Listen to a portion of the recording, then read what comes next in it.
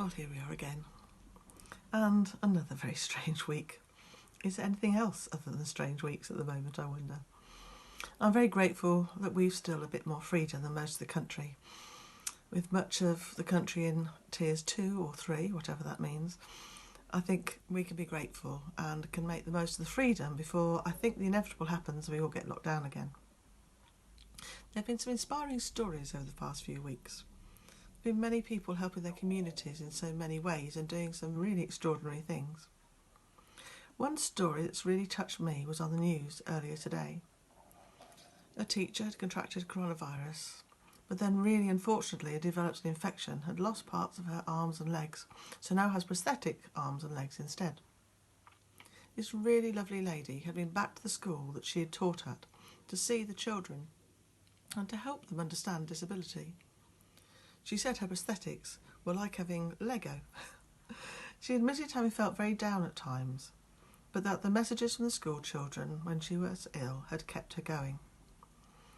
She also said that despite the bad days, she'd now chosen to see the positive in a situation and was really grateful. I'm not sure how I would feel in her situation, but it was lovely to see how this lady could face her very different future with such optimism. As we move through this pandemic, it's really hard sometimes not to feel upset or down. And as I said last week, it's okay not to be okay. But then I also think at times we're more grateful for the little things that make us smile.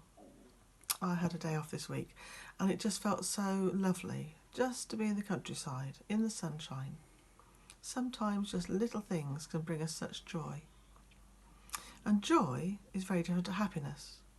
Happiness comes and goes and is reliant on many outside factors. But I think joy is more of an inner feeling.